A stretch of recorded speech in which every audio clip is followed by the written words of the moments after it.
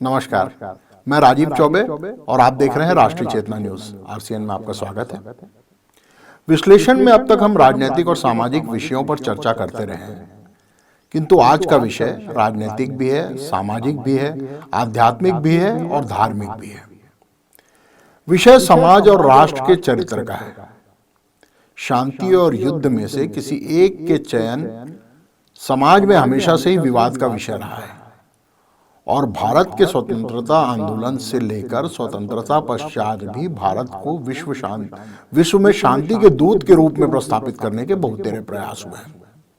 आज इसी विषय पर चर्चा करेंगे और दृष्टांत के रूप में संसार की सर्वाधिक प्रासंगिक ग्रंथ महाभारत को रखेंगे। महाभारत को हर कालखंड के लिए अथवा चिरकालिक प्रासंगिक ग्रंथ कहा गया है, क्योंकि इस ग्रंथ में ऐसा कुछ भी नहीं है जो संसार में नहीं है, और जो महाभारत में नहीं है और वो संसार में भी नहीं है, और जो संसार में जो कुछ है वो सब कुछ महाभारत में है। महाभारत दरअसल कोई कथा या पुराण मात्र नहीं है, अपितु ये जीवन जीने की कला है जो आपके और हमारे जीवन में प्रतिदिन होने वाली घटनाओं, समस्याओं और उनके निराकरण तक के मार्ग बताती है। तो चलिए आज चर्चा प्रारंभ करते हैं। राष्ट्रकवि रामधारी सिंह दिनकर की कालजयी रचना कुरुक्षेत्र के अंशों से।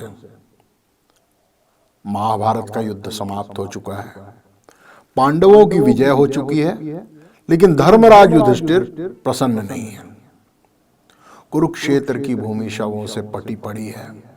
वीरगत योद्धाओं के शवों पर उनकी विधवाओं का करुण रुदन हो रहा है। चारों तरफ चिताएं जल रही हैं और धर्मराज बुरी तरह से विचलित हैं।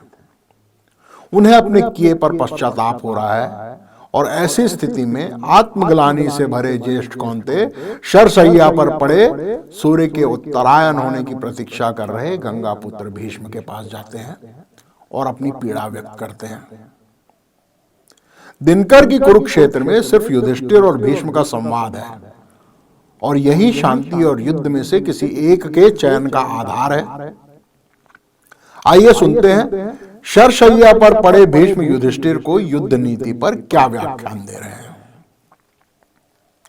अद्भुत रचना है दिनकर की कुरुक्षेत्र।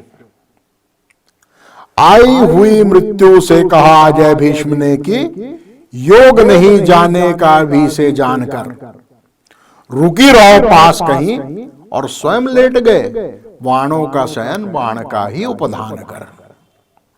व्यास कहते हैं रहे यो ही वे पड़े विमुक्त, काल के करों से छीन मुष्टिगत प्राण कर। और पंथ ज्योति विनीत कहीं आसपास, हाथ जोड़ मृत्यु रही खड़ी शास्ति मान कर। इसके बाद युधिष्ठिर जा रहे हैं और भीष्म पितामह को प्रणाम करते हैं। करते प्रणाम छूते सिर से पवित्र पद, करते प्रणाम छूते सिर से पवित्र पद, उंगली को धोते हुए लोचन के नीर से, उंगली को धोते हुए लोचनों के नीर से। हाय पितामह महाभारत विफल हुआ, हाय पितामह महाभारत विफल हुआ, चीख उठे धर्मराज व्याकुल अधीर से। वीर गति पाकर सुयोधन चला गया है, छोड़ मेरे सामने अशेष ध्वंस का प्रसार, छोड़ मेरे हाथ में निज प्राणहीन, व्योम में बसता जय दुंदुभी सा बार बार। और यह विमुक्त शरीर जो बचा है शेष, चुप चुप मानो पूछता है मुझसे पुकार, विजय का एक उपहार मैं बचा हूं बोलो, जीत किसकी है और किसकी हुई हार। जानता कहीं जो परिणाम महाभारत का, तनबल छोड़ मैं मनोबल से लड़ता। धर्मराज कह रहे हैं कि यदि युद्ध के इस निर्णय को, इस प्रकार का जो निर्णय आया है उसको मैं जानता और इनके परिणामों को मैं समझता, तो मैं तन बल छोड़कर मनोबल से लड़ता। तप से सहिष्णुता से त्याग से सुयोधन को जीत नई इतिहास की मैं धरता। और कहीं वज्र गलता न मेरी आह से जो, मेरे तप से नहीं सुयोधन सुधरता, तो भी हाय यह रक्तपात नहीं करता मैं, भाइयों के संग कहीं भीख मांग मरता। अब देखिए, इतने द्रवित हैं, इतने व्यथित हैं, इतने व्याकुल है धर्मराज, उनको लग रहा है कि इन परिणामों से यदि मैं भिज्ञ होता तो मैं युद्ध के शास्त्रों के साथ नहीं लड़ता दुर्योधन से, मैं दुर्योधन से रणभूमि में युद्ध नहीं करता, मैं उससे मनोबल से लड़ता, और यदि मेरे मनोबल से भी दुर्योधन नहीं हारता तो मैं युद्ध ना करके अपने भाइयों के साथ कहीं भीख मांग के मर जाता। किंतु इन परिणामों को यदि मैं जानता पितामह तो मैं युद्ध नहीं करता। आगे कहते हैं, किंतु हाय जिस दिन बोया गया युद्ध बीज, किंतु हाय जिस दिन बोया गया युद्ध बीज, साथ दिया मेरे नहीं मेरे दिव्य ज्ञान ने, उलट दी मति मेरी भीम की गदा ने, और पार्थ के शरसान ने अपनी कृपा ने। और जब अर्जुन को मोह हुआ रण बीच, बुझती शिखा में दिया घृत भगवान ने गीता पढ़ी थी। सबकी सद्बुद्धि पितामह हाय मारी गई, सबको विनष्ट किया एक अभिमान ने। युधिष्ठिर को लगता है कि मेरे साथ साथ सारे के सारे लोगों की बुद्धि जो है वो मारी गई थी, और एक हमारे अभिमान ने, चाहे वो भीम की प्रतिज्ञा हो दुशासन के रक्त पीने की, चाहे वो द्रौपदी की प्रतिज्ञा हो रक्त से अपने केशों को धोने की, इस अभिमान के कारण हम सबकी मति मारी गई। ये इस युद्ध को देखकर युधिष्ठिर का मानना है।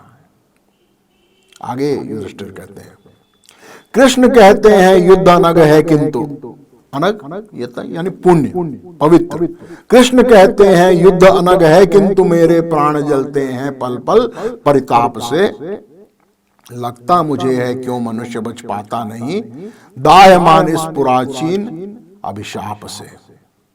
और महाभारत की क्या गिराए गए, और महाभारत की बात क्या गिराए गए, जहां छल छद्म से वरण्य वीर आप से। उनको इस बात का भी पछतावा है युधिष्ठिर को कि हमने छल और छद्म से आप जैसे महावीरों को भी गिराया, महाभारत की बात मैं क्या करूं।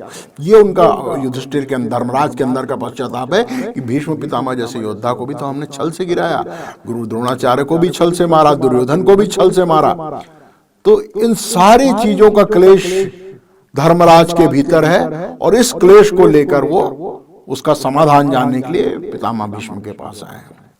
आगे कहते हैं, अभिमन्यु वध और सुयोधन का वध है, अभिमन्यु वध और सुयोधन का वध है, हम में बचा है यहां कौन किस पाप से।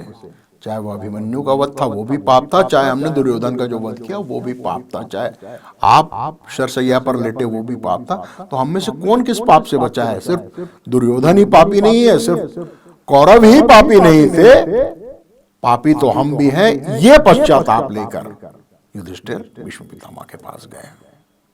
आगे क्या कहते हैं, सुलभ हुआ है जो किरीट कुरुवंशियों का, जो मुकुट कुरुवंशियों का मिला है, सुलभ हुआ है जो किरीट कुरुवंशियों का, उसमें प्रचंड कोई दाहक अनल है, उसमें कोई आग दहक रही है उस मुकुट में, जो मुकुट मैंने पाया है कुरुवंशियों का।